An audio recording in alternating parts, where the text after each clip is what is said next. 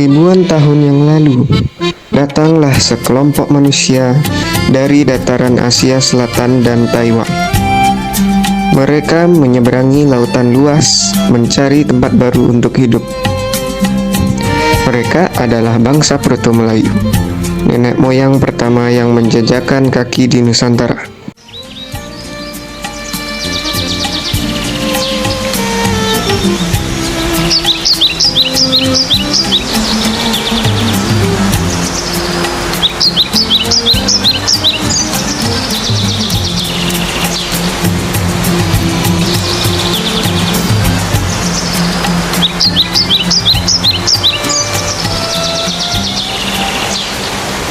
Petani berkata, "Tanah ini subur sekali, rumput hijau, airnya jernih.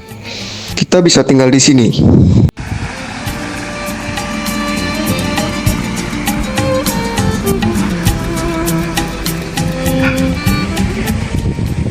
Kita bisa menanam padi dan umbi-umbian di lembah itu. Apakah ini akan jadi rumah kita, Pak Tani? Ya, benar. Mulai hari ini kita akan hidup menetap di tanah baru ini.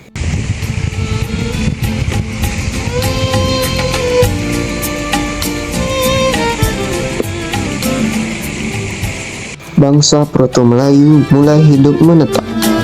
Mereka bercocok tanam, bergotong royong, dan membuat alat-alat dari batu halus.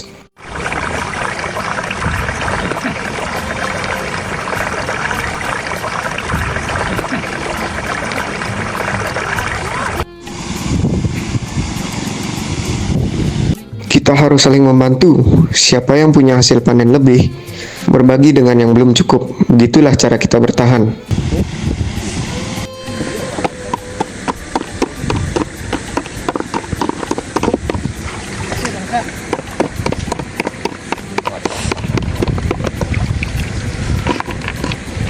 Tukang batu pun mengambil batu dan memahat. Dengan batu yang biasa halus, kita bisa membuat pisau dan kapak untuk bercocok tanam. Lihat, kapak buatan tukang batu membuat kerja di ladang lebih cepat. Pengolah makanan pun merasa senang. Sekarang kita bisa menyimpan hasil panen, membuatnya nyaman, dan hidup dengan tenang. Mereka hidup dalam kebersamaan. Nilai gotong royong dan kerjasama menjadi dasar kehidupan mereka. Nilai yang masih dijaga oleh keturunan mereka hingga kini. Itu kita akan kelak bahwa disinilah bangsa kita mulai. Bangsa Proto-Melayu adalah gelombang pertama yang datang ke Nusantara. Dari mereka lah lahir suku-suku awal seperti Dayak, Batak, dan Toraja. Mereka bukan hanya pembuka jalan, tetapi juga peletak dasar kehidupan yang mengenal pertanian, alat batu halus, dan gotong royong. Lainnya, jauh sebelum Indonesia menjadi seperti sekarang, wilayah Nusantara sudah didatangi oleh bangsa-bangsa pendatang dari berbagai tempat. Salah satu kelompok penting yang membentuk dasar kebudayaan Indonesia adalah Proto-Melayu atau Melayu Tua. Mereka datang ribuan tahun sebelum Masehi dan membawa perubahan besar bagi kehidupan masyarakat di Nusantara. Proto-Melayu berasal dari kawasan Yunan di Cina Selatan.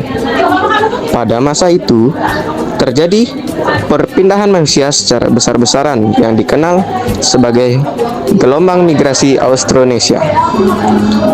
Mereka mulai meninggalkan daerah asalnya karena perubahan lingkungan, kebutuhan mencari tempat hidup baru, dan perkembangan kemampuan berlayar yang semakin maju. Bangsa Proto-Melayu dikenal sebagai kelompok manusia dengan kemampuan adaptasi tinggi. Mereka ahli di bidang bercocok tanam, mengolah logam sederhana, dan membuat peralatan dari batu. Migrasi Proto-Melayu terjadi sekitar 2500 hingga 1500 tahun sebelum Masehi. Perjalanan mereka tidak mudah.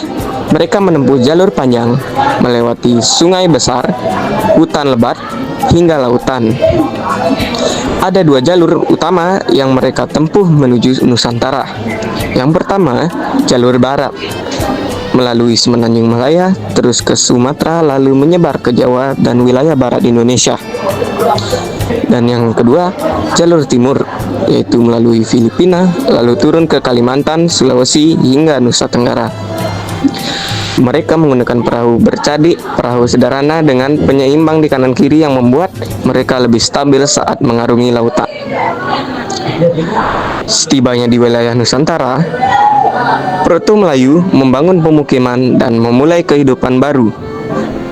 Mereka memilih tinggal di dekat sungai, dataran subur, dan daerah aman untuk bertani.